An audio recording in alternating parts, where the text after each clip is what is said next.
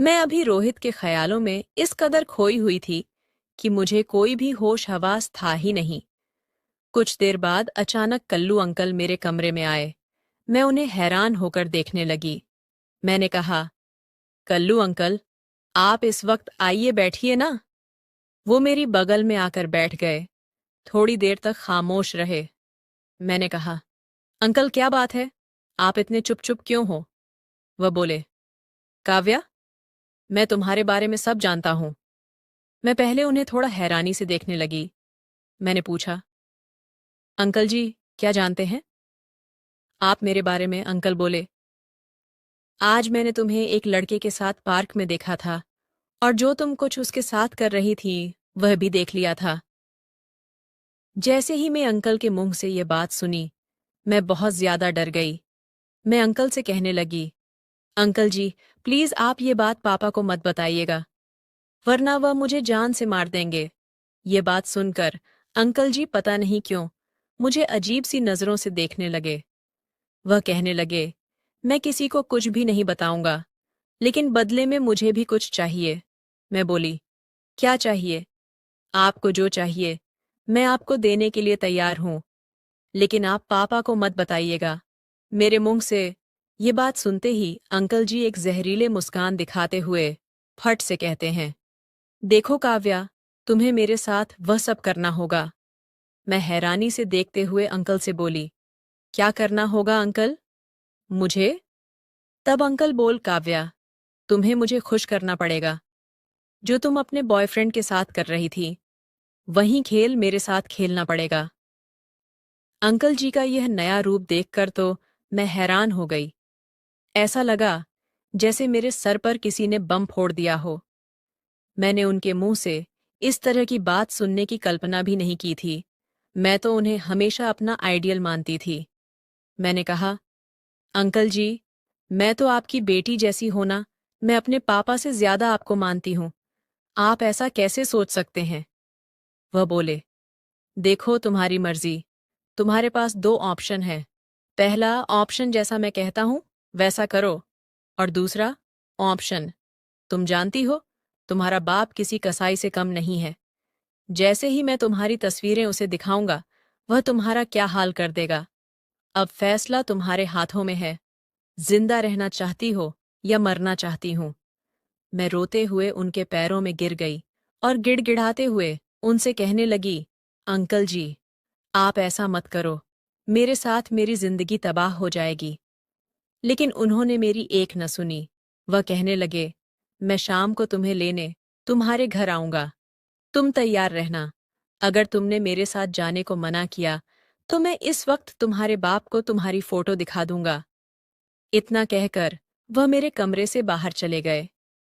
Hello दोस्तों, स्वागत है आप सभी का हमारी एक और रोमांचक कहानी में। उम्मीद करती हूँ आपको यह कहानी बेहद पसंद आएगी। मेरा नाम काव्या है और मेरी उम्र 15 साल है।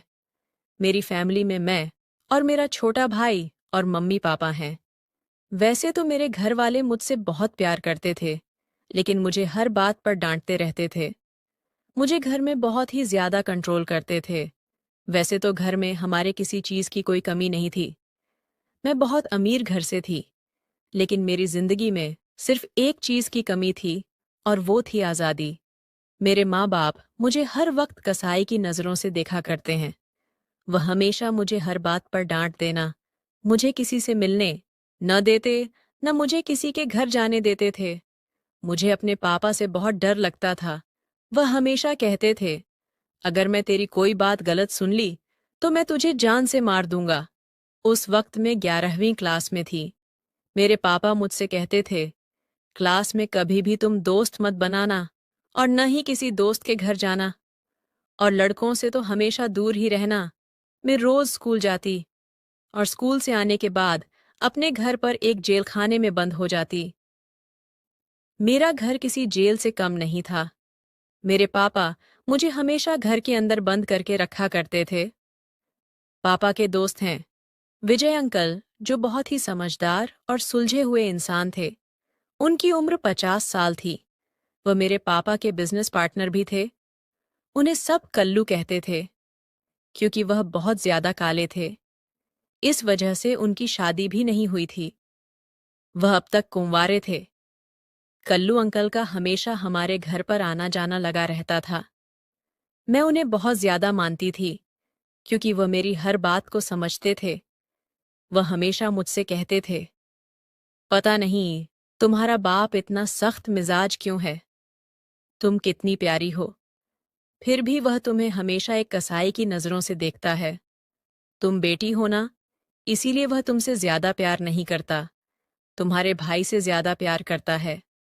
मैं कल्लू अंकल को अपना दोस्त मानने लगी थी। मैं उनसे अपनी हर बात शेयर करती थी। कल्लू अंकल जब भी घर आते थे तो मेरे पास जरूर बैठते थे। मेरे दिल की सारी फरियादी वहीं सुनते थे।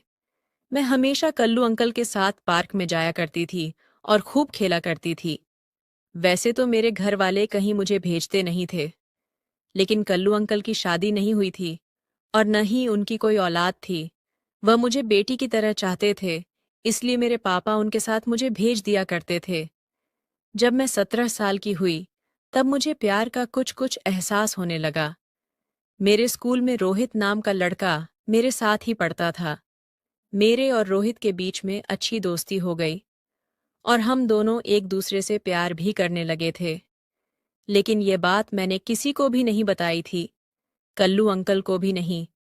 मैं रोहित के साथ एक पार्क में चली जाती थी और वहां जाकर हम लोग अपनी ही दुनिया में मगन हो जाते। एक दिन में रोहित के साथ इस कदर खो गई थी, जैसे मुझे बाहर की दुनिया से कोई फर्क ही न पड़ता हो। मुझे रोहित का साथ अच्छा लगने लगा था। वह भी मुझसे बहुत प्यार करता था। मेरी और रोहित की मुलाकात सिर्फ स्कूल में ही होती थी। मैं रोहित को अपनी फैमिली के बारे में सब कुछ बता दिया था। मेरे पापा किस तरह के इंसान हैं और मुझ पर कितनी पाबंदियां लगाते हैं। र इस पर रोहित बोलता है, कोई बात नहीं, जैसे ही तुम 18 साल की हो जाओगे तो मैं अपने पेरेंट्स को तुम्हारे घर रिश्ते के लिए भेज दूंगा। तब तक हम दोनों को अपना रिश्ता छुपाना पड़ेगा, वरना तुम्हारे पापा को पता चल गया तो वह तुम्हारे साथ कुछ भी कर सकते हैं। एक दिन मैं और रोहित ने स्कूल से जल्दी छुट्टी ले ली और हम दोनों इस पार्क में टहलने चले गए, जिस पार्क में कल्लू अंकल मुझे ले जाया करते थे। रोहित मेरी गोद में अपना सर रखकर लेटा हुआ था। हम दोनों एक दूसरे में खोए हुए थे। तभी अचानक वहां पर कल्लू अंकल आ गए और उन्होंने चुपचाप हम दोनों की फोटो खींच ली और वापस चले गए। मुझे कुछ भी होने का अंदेशा नहीं था। मैं तो यह भी नहीं जानती थी कि मुझे और रोहित को कल्लू अंकल ने देख लिया है। थोड़ी देर बाद मैं अपने घर लौट आई और रोज की तरह अपने कमरे में जाकर बैठ गई। मैं अभी भी रोहित के ख्यालों में इस कदर खोई हुई थी कि मुझे कोई भी होश हवास था ही नहीं। कुछ देर बाद अचानक कल्लू अंकल मेरे कमरे में आए और मैं उन्हें हैरान होकर देखने लगी। मैंने कहा, अंकल, आप इस वक्त आइए बैठिए। मेरे बगल में आकर बैठ गए और थोड़ी देर तक खामोश रहे। मैंने कहा, अंकल क्या बात है, आप इतने चुप चुप क्यों हो? वह बोले, काव्या, मैं तुम्हारे बारे में सब कुछ जानता हूं। मैं पहले उन्हें थोड़ा हैरानी से देखने लगे। मैंने पूछा, अंकल जी क्या जानते हैं आप मेरे बारे में? अंकल बोले, आज मैंने तुम्हें एक लड़के के साथ पार्क में देखा था। जैसे ही मैं अंकल के मुंह से ये बात सुनी, मैं बहुत ज्यादा डर गई। मैं अंकल से कहने लगी, अंकल जी प्लीज, अब पापा को मत बताना, वरना मुझे जान से मार देंगे। ये बात सुनकर अंकल जी पता नहीं क्यों मुझे अजीब सी नजरों से देखने लगे। वह कह आने लगे कि मैं किसी को कुछ भी नहीं बताऊंगा, लेकिन बदले में मुझे भी कुछ चाहिए। मैं बोली, क्या चाहिए? आपको जो चाहिए मैं आपको देने के लिए तैयार हो, लेकिन पापा को मत बताइएगा मेरे मुंह से। ये बात सुनते ही अंकल जी एक जहरीले मुस्कान दिखाते हुए फट से कहते हैं, देखो काव्या, तुम्हें मेरे साथ वह सब करना होगा। मैं अनजान बनते हुए अंकल से बोली, क्या करना होगा अंकल? मुझे? तब अंकल बोले, काव्या, तुम्हें मुझे खुश करना पड़ेगा।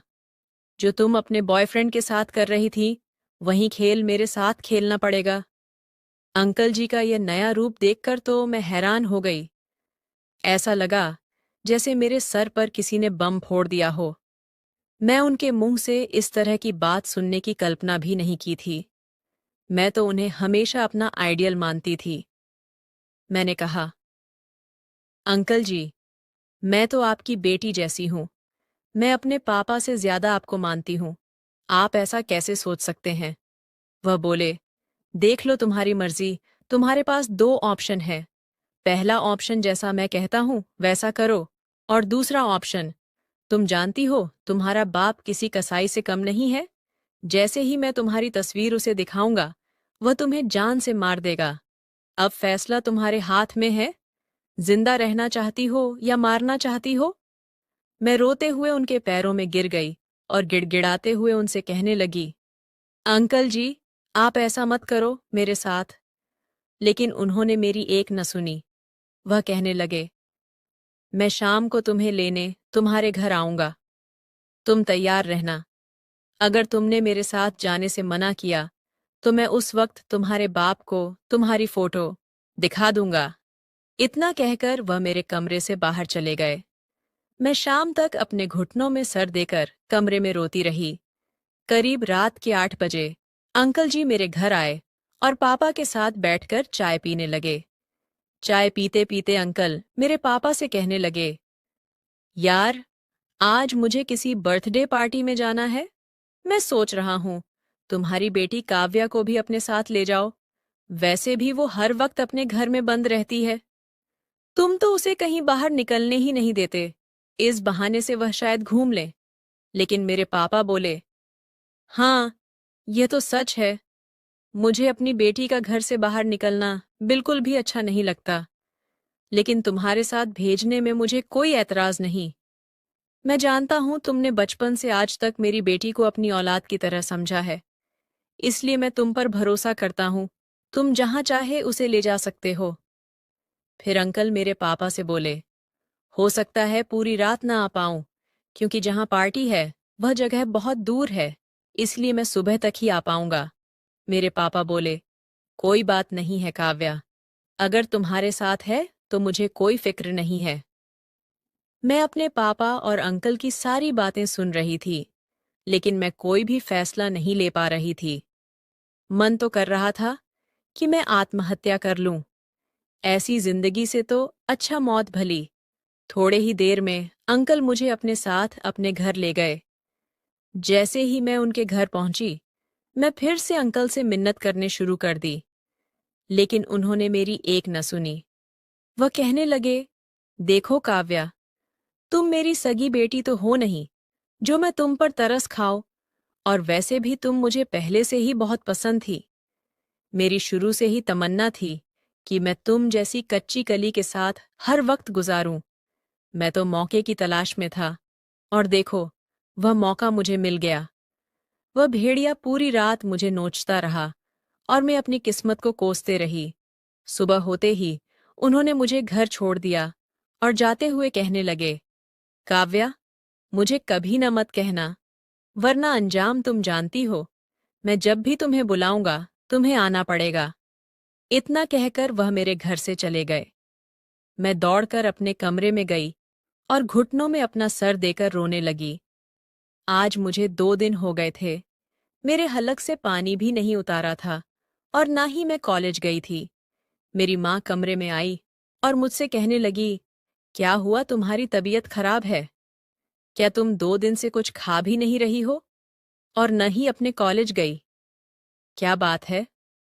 मैंने रोते हुए अपनी माँ से कहा, जाओ यहाँ से, मुझे अकेला छोड़ दो। वह मेरे ऐसे रवैये को देखकर हैरान हो गई और तुरंत बाहर चली गई। मैंने अपने मन में सोच लिया था कि यह बात मैं किसी को बताऊं या न बताऊं, लेकिन रोहित को जरूर बताऊंगी। मैं उसे धोखे में नहीं रखूंगी। अगले दिन मैं कॉलेज गई तो रोहित मेरे पास आया और कहने लगा, क्या हुआ काव्या, तुम 2 दिन से कॉलेज क्यों नहीं आ रही थी और इतनी चुप चुप क्यों हो? मैं उसे गले लगाकर रोने लगी। वह मुझे चुप करवाने की कोशिश करने लगा। आखिर बात क्या बात है? तुम इतने परेशान क्यों हो? मुझे कुछ तो बताओ। मैंने कहा, रोहित, अब मैं तुम्हारे लायक नहीं हूं। भूल जाओ मुझे। वह बोला, ये बहकी बहकी बातें क्यों कर रही हो? तुम्हारे साथ ऐसा क्या हुआ है जो तुम मेरे लायक नहीं रही? मैंने उसे बैठकर सब कुछ बता दिया, जो जो अंकल ने मेरे साथ किया। जैसे उसने वह बात सुनी, उसका खून खौल उठा। वह गुस्से में मेरे हाथों को खींचता हुआ पुलिस स्टेशन लेकर गया और वहां जाकर उसने सारी बात पुलिस वालों को बता दी। पुलिस वालों ने अंकल को गिरफ्तार कर लिया। ये बात मेरे पापा को भी पता चल गई। मुझे लगा मेरे पापा मुझे जिंदा नहीं छोड़ेंगे, लेकिन ऐसा कुछ भी नहीं था। मेरे पास पापा आए, हाथ जोड़कर माफी मांगने लगे और कहने लगे, मैं तुम्हारा गुनहगार हूं। मैं उस शैतान के हाथों में तुम्हारा हाथ दिया था। मुझे नहीं पता था कि वह तुम्हें किस मकसद से लेकर जा रहा है। अगर मुझे पता होता तो मैं उस वक्त और तुम्हारी इज्जत पर आंच नहीं आने देता। यह बात सुनकर मैं अपने पापा से लिपट कर रोने लगी। मेरे पापा ने रोहित का शुक्रिया अदा किया और वहां से चले गए। मैं भी अपने पापा के पीछे पीछे जाने लगी। तभी रोहित ने मेरा हाथ पकड़ा और कहने लगा, काव्या, मैं जितना तुम्हें कल चाहता था उतना ही आज भी चाहता हूं। मेरे लिए तुम उतनी ही पवित्र हो जितना कि पहले थी। इसीलिए खुद को कभी अकेला मत समझना। कल मैं अपने मम्मी पापा को तुम्हारे घर रिश्ते के लिए भेजूंगा। काव्या, क्या तुम मुझसे शादी करोगी? ये सुनते ही मेरी आंखों में आंसू आ गए और मैंने हाँ में सर हिला दिया। तो दोस्तों, ये थी आज की कहानी। आप क्या कहना चाहेंगे? काव्या के बारे में आप क्या कहना चाहेंगे? रोहित के बारे में आप क्या कहना चाहेंगे? उस शैतान अंकल के बारे में आपकी जो भी राय हो, कमेंट सेक्शन में ज़रूर साझा करें। अगर दोस्तों आपको कहानी ज़रा भी पसंद आई हो, तो वीडियो को लाइक कर दीजिए।